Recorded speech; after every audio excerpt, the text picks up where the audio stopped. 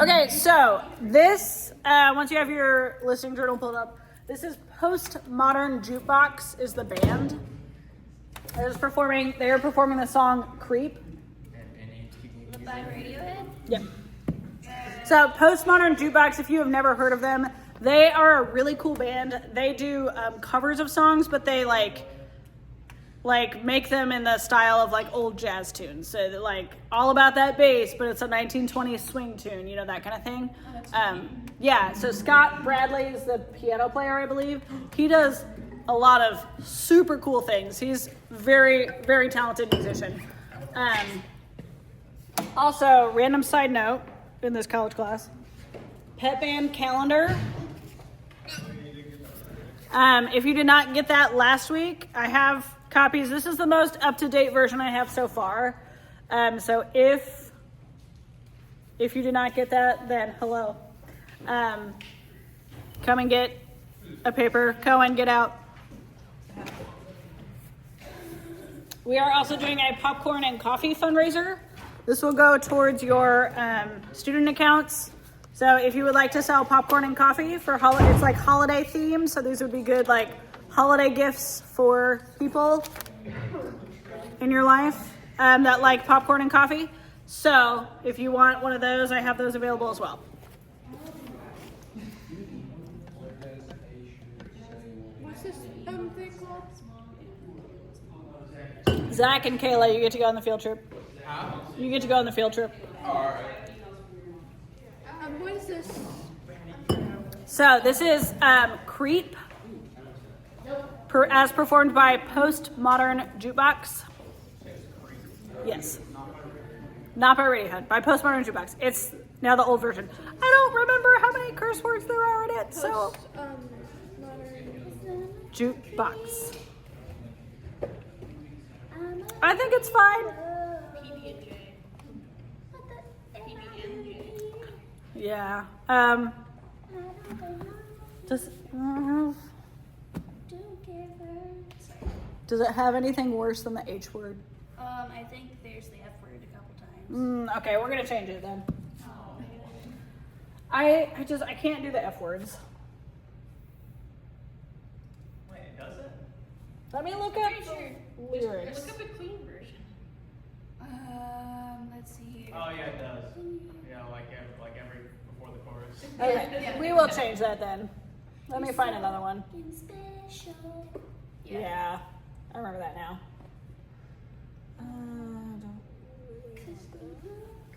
Sorry, I love that song. Seven Nation Army, does that have? I think so. Okay. Any somewhat rock band Right, song yeah. is bound to have bad words. Let's do, Choice to be on the list. I don't know, it's tough because, I think Dream On would be fine. yeah, let's do Dream On. Okay, so Dream On, Postmodern Jukebox. My Chromebook's dead, so I'm just gonna. Like, what are those funny people? Yeah, It's due Friday. it's due next Wednesday. Next Wednesday. Ooh. I didn't do the one that was due last Friday because I kind of forgot about it. So. Oh, it's a 0. All right, ready?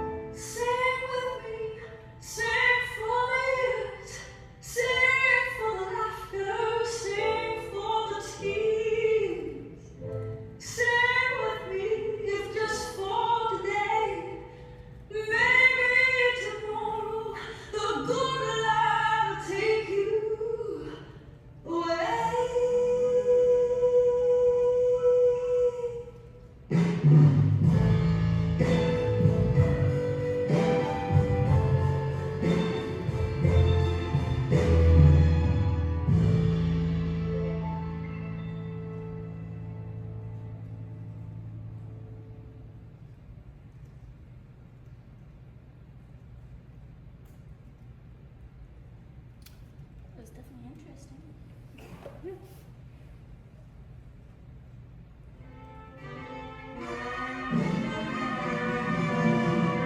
My Chemical Romance is crazy.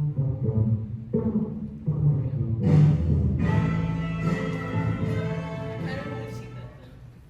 Well,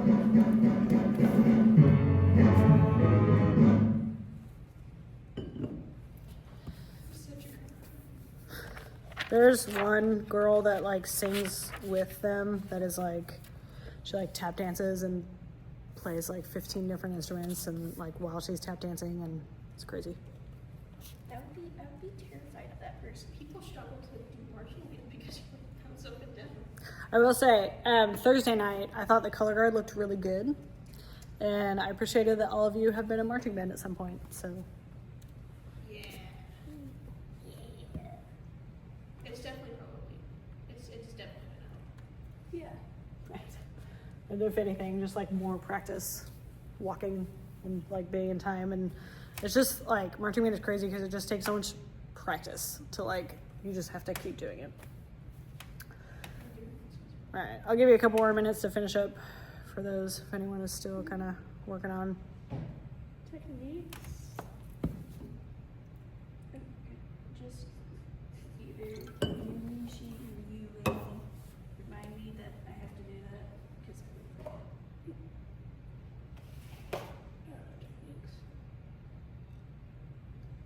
techniques. Jazzy technique. There are guided notes for today also, so don't forget to do that. Alright. I'll probably just end up doing it during lunch while I'm doing my math. I'll try to upload this video to YouTube today. I'm trying to make like a whole YouTube playlist of our lecture videos.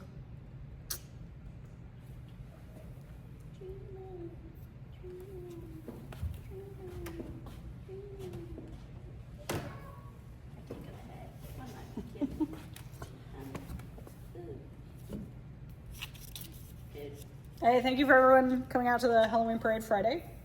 I thought it went well. It was our pleasure. And no thank you to you. So. I loved all the costumes.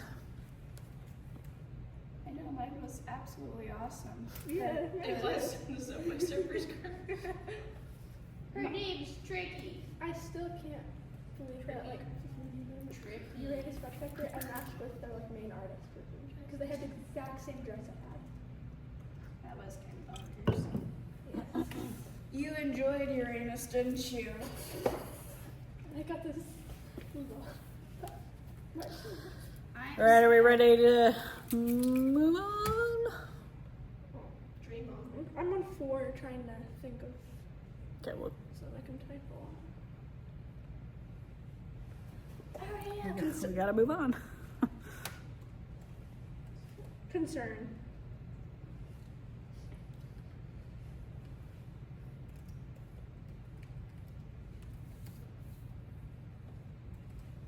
Six-hour ride there and back was fun. I slept for half of it. Where did you guys go? Um, Head and move on. These first couple questions are not in the guided notes, so. Do you use a cell phone or a laptop to like create music? Not like listen to music, but like create music. I mean, there's flat.io and there's synthesizer thingies that created, so. Yeah. So, okay. How do you think sounds you hear, like from a computer, are made? Are we talking like scientifically? Because that's the vibrations and. Right. And it like hits the little air part. I'm talking about like when you go on your computer and you have your app, like let's say it's GarageBand, because that's one I'm familiar with. When you go pick an instrument and it plays the sound, how does that sound? Not like to your ear and brain, but like how does it come out of your laptop? The laptop has these certain device thingies that help create the vibrations to make it sound a certain way to where it gets to your ear. Yeah, so like the coding in the computer, you press the button and it tells the computer to make the sound and do the things in a very, very basic way. We'll go ahead and watch this video.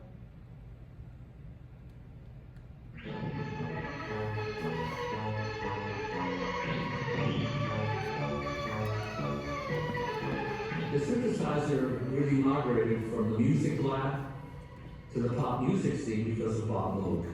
A wonderful man. He was a guy with a pencil protector. You know what I'm saying? Short sleeve, white shirt, pencil protector, lots of pencils. He was an engineer. And a good one. A synthesizer means massaging the electrons in space to create a new sound from nothing. Bob Moog had a certain vision, and a bunch of us played into it. Beaver and Krause, Keith Emerson, Silver Apples, Wendy Carlos, Peter Nero. A few people were starting to push the synthesizer into being an instrument that people could use. There was no school you could learn how to play the synthesizer. There was no course. You just had to pick it up and start learning.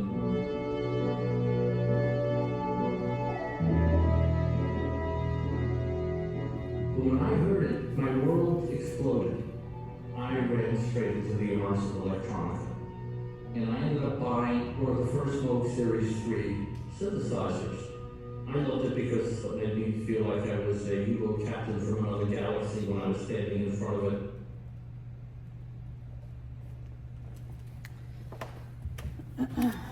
That did not sound like it was going to end right there. I know. I think they did like cut it off for this. So how would you describe the music you heard from that clip?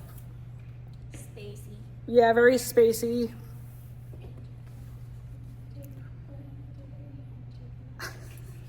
I know for me it sounds like what people from the 60s and 70s think the future is going to sound like. Like if I watch like old movies or TV shows from the 60s and 70s, that's like the kind of music they would use for like the future. Yeah. Yeah. Yeah. How do you think the music was made? I mean, they kind of gave it away. Yeah. Electric music, like those first synthesizers. What did Bob Margouleff, so the guy talking, what did he say he liked about being at that instrument? He felt like a captain of like a spaceship. Yeah, he felt like a space captain, yeah. Do you think he could have made that sound on a violin or a guitar? Just by itself. I'm not talking electric guitar or electric violin, like just a standard acoustic violin or guitar. Yeah, unless he had electronic equipment to alter that sound. How do you think someone makes that music today?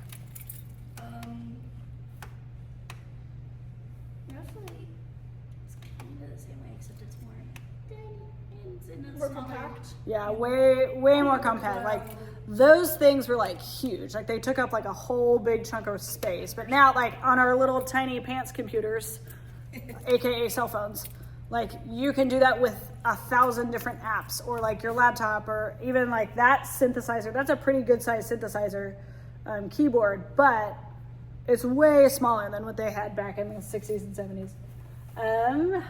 Why do you think Margouleff suggests synthesizers make new sound from nothing? Because it's not like an actual violin where you have to like Yeah, it's not like a distortion. effort. Yeah, it's not like a guitar pedal. The guitar pedal is just changing the sound that already exists, but the synthesizers are creating brand new sounds. Like, yeah, it's very meta. In what ways do you think a synthesizer is different from a guitar? Well, A guitar is a more physical thing, and you gotta like actually put a ton of effort Are we into talking making about it sound. what they used to look like? No. Okay. I'm talking like how a synthesizer makes it sound versus how a guitar makes it sound. Okay. Guitars are more of like a raw sound. So like, if you can just take a normal string and do that, you can't make a normal take a normal string and just make it sound like wee wee wee. Yeah. So yeah, like the synthesizer, it's all computer. Like synthesizer is computer. A guitar has similarities to a computer, and you can like, you add distortion pedals, you add the amps, you add all the stuff, but like you are creating all the sounds, pushing all the buttons, versus like that thing, yeah, like you push the buttons, but without the computer components, it does nothing. Like if I turn the MO8 off, like it kind of makes a little bit of a sound, because everything has sound because it's vibration, and I'm like, the air is like, I can make it make a sound kind of, but I have to have it turned on.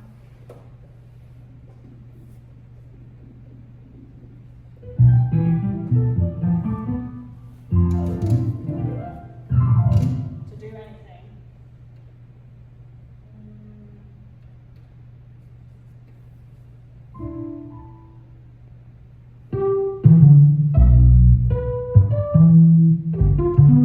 Yeah.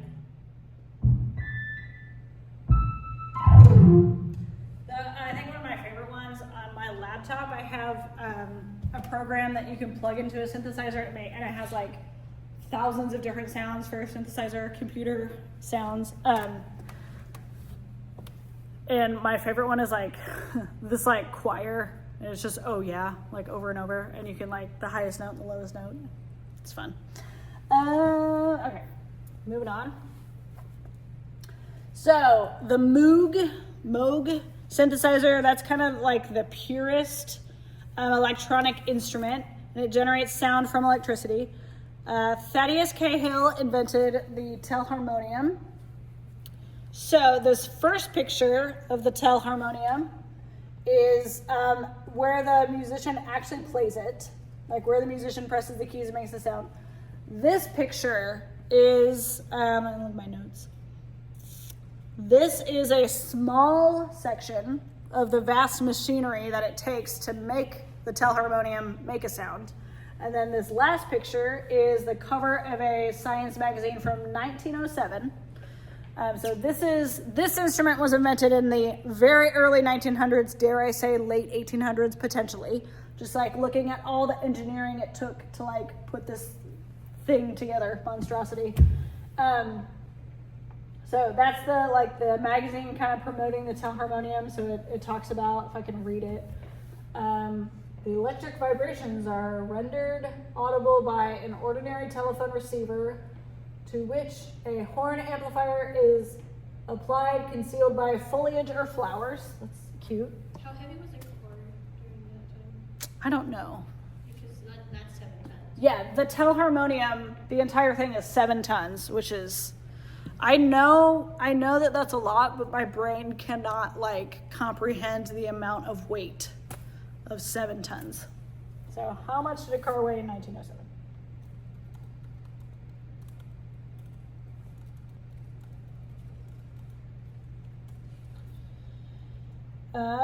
A car's weight, 1907, varied. Some were 1,200 pounds to 1,600 pounds, but some were like 3,600 pounds, so much less than that. Yeah. I compare things to like the car's weight. Because normally they're so tons. Yeah. Okay. Do you think the telharmonium became a household instrument? Like everybody in America had a telharmonium? No. Because there's no way it would be big enough. Yeah. Right. The telharmonium is so large it would not fit in pretty much anyone's house that I know. I guess some people, but those people are not normal. Telharmonium. There's like a special performance hall built to like house the Telharmonium and for performances, and people were really interested in like going to those performances, and it was often sold out. So why do you think it drew such large crowds of people? Nobody has seen it before. Yeah, it's brand new. And also, it looks big. Yeah, it's big, it's There's lots of electric, it's fancy. Yeah, it's new and exciting and fancy. Why would this be on a magazine cover about science? Why would science people want to know about the Telharmonium? Because it's Electrons. Everything is computer. well, for science, it's like a breakthrough almost because they didn't know that devices like that could make noises or like different noises at that. They didn't even know they could make one. Right. So now that they know, it's like a breakthrough in the scientific era and to where they can make and improve other things as well. Yeah. I mean, this was a huge breakthrough in engineering, in sound production. Like, electric guitars were not even really a thing at 1907. Like, they were kind of starting to kind of become a thing. Like, we can do a unit on that too, like a day on like the history of electric guitars, because that's kind of an interesting thing. But yeah.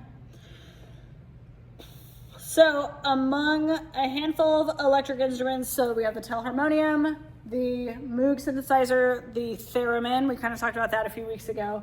None of them really became like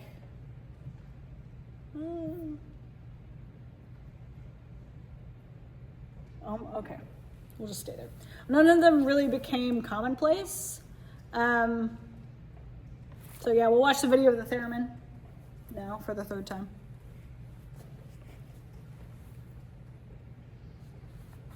Этот музыкальный инструмент «Робин-Бокс» – это первый инструмент такого типа. Это песенно-голосовой инструмент. В нем управление мелодией достигается посредством движения руки и пальцев в зависимости от исполнения мелодии. Без прикосновения к чему-то иному присутствие влияния на мелодичное поле такого инструмента.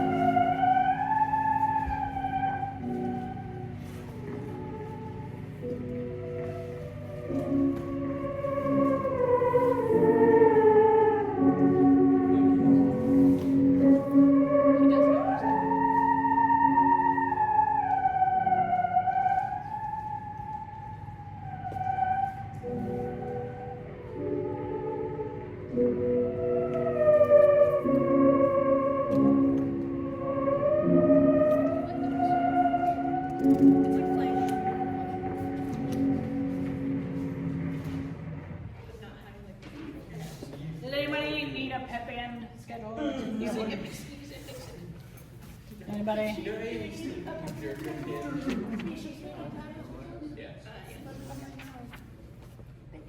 Okay. Yes, please. Anyone else? Like, can I just see? I don't need it. I have one at home, but like, can I just see a picture? Our fridge gets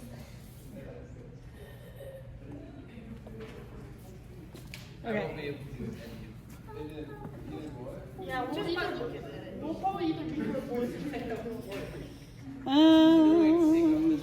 Okay, so describe this Try and describe the sound of the theremin if you were someone from 1928.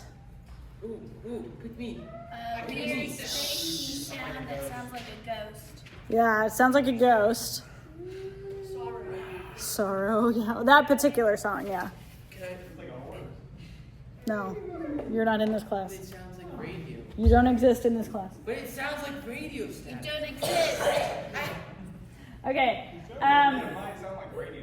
It sounds like extra. Yeah. Does the way someone play it suggest he is like taking from another instrument? Like he took the idea of how you play it from another instrument, like the way his hands moved, did it look similar? Like a violin. Yeah. Right. I mean, even the synthesizer, like the way you play a synthesizer, it's a keyboard. It's not like some like, and I thought about it with my mind and then it happened, or like anything crazy. Like we take from what we know when we engineered it. I didn't engineer it. Leon Theremin, or whatever his name is. So this is much smaller and appeared on some, like a lot of soundtracks, and it was a little bit more mainstream than the telharmonium. Why is it not common today? Why do you think it's not like a common instrument in everybody's house? They have even more portable of a device to be able to make a similar sound to that, and it can make 50 other Right. sounds.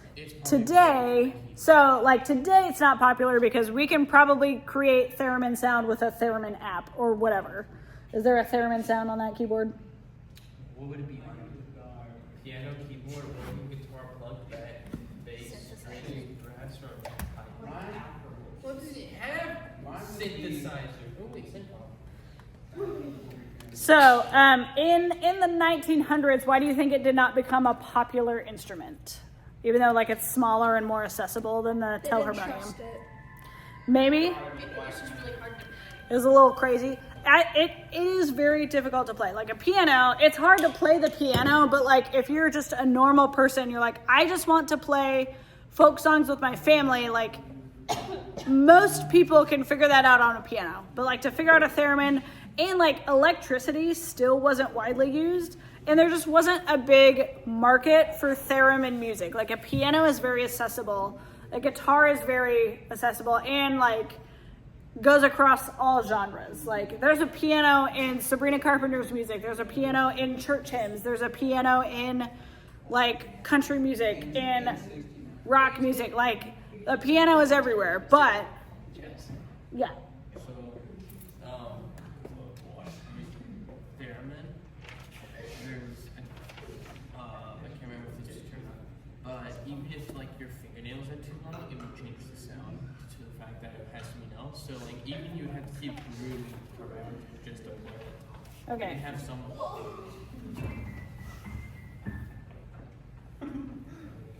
You're not a part of this class. Get out. Yamaha, I have one of those.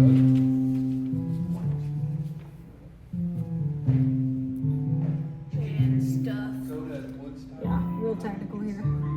Okay, so all sound is vibration. When a drummer strikes a cymbal, a batter hits a ball, or you speak ripples, sound waves are created in and carried by the air to your ears. There is sophisticated machinery in your ear canal converts those sound waves into the signals your brain registers as sound, and that happens instantaneously. Like as soon as I start talking, like it's not a delay. It's not like a 5-second delay where I like say a word and then you're like, oh yeah, like instant. I don't know, sometimes it's like that for me. Yeah. The earliest attempts to combine electricity and music in an effort to manipulate the transmission of sound waves date to the mid-18th century, so 1700s, in both Europe and the United States. Cohen, you have to stop. Several pioneering inventors called hybrid electronic instruments, in which electricity was used to modify the sound created by an acoustic instrument in some way. Many hybrid instruments, such as electric string instruments like these electric guitar, electric bass, remain in use today. Although the turn of the 20th century, the period in which the technologies for telephones, radios, and sound recording were all pioneered, the first instruments that relied completely on electricity, pure electronic instruments, were created. While working on new circuitry for telephones, American inventor Elisha Gray discovered he had also created a tone generator. Gray patented his rudimentary oscillators in 1876 And until the onset of digital technology in the early 1980s, the tones of nearly all pure electronic instruments had some version of oscillators at their core. All sounds travel as waves, but the human ear only hears some of those waves as having a pitch in the musical sense. Beginning in the early 20th century, so 1900s, the oscilloscope enabled the measurement and visualization of sound waves, allowing us to see the different shapes that we hear as either noise or notes. Prior to the oscilloscope, there is no way to see music. This is a sound wave created by an oscillator as a sine wave. Figure 2 is a sound wave created by an open guitar string. In both diagrams, the volume of the tone is represented vertically while the length of the note is represented horizontally. Images below represent a tiny fraction of a second. The lower A note is in pitch, the longer wave stretches. So, what do you notice about this wave versus that wave? Figure 2 is more. Yeah, it's a lot choppier. Whereas the computer generated version is literally perfect because a computer generates it. How might you describe the shape? Oh, we just did that. Sound ranking tech tool. Okay, so go to.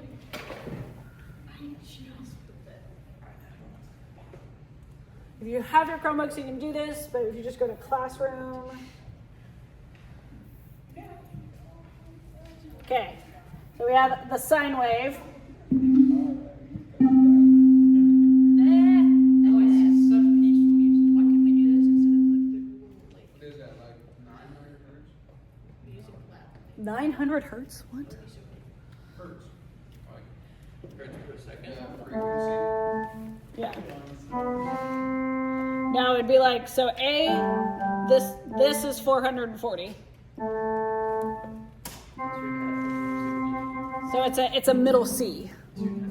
So it's not 900. Yeah. I don't know the exact like. Okay. In my car, I play 30. Okay. How would you describe the sound of the sine wave? It makes my ears bleed. It's piercing, but it's very pure. Like it reminds me of like. Like the humming of the air conditioners. Yeah, it's like round. To me, it feels round. It doesn't feel sharp. How do you think the shape of the sine wave relates to the sound that you hear? It's probably like how the sound waves might be. Yeah. Do you think you could make a sound like a sound wave with your voice, like a sine wave with your voice or an instrument? Yes. Maybe, but it's not quite the same. Yeah. I can definitely do it. Why do you think you cannot recreate it? Because it's hard. Perfect. It's too perfect, yeah. So now we're going to the square wave. No? Sawtooth? Square? I thought it was a triangle. So now go to the Square wave. Okay. So square wave. What happens if you hit 2? Sounds like the slow bell. It's just a different note. Hit 8. I'm not doing that. So, how would you describe a square wave? That sounds like a robot I dying. want to. Yeah, I want to. It's very nasally, like yeah. The display of the waveform shows the duration of the note. Stop touching the synthesizer. She did it. The display of the waveform shows the duration of the note moving from left to right. What is different about the starting and ending points of the square and sine wave? So we have square.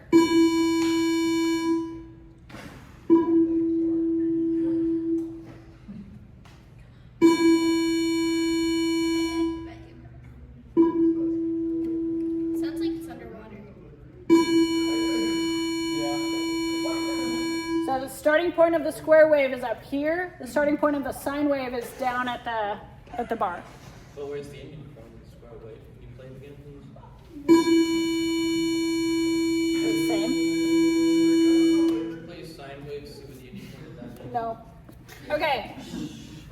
How do you think this might affect us? Okay. We'll continue tomorrow.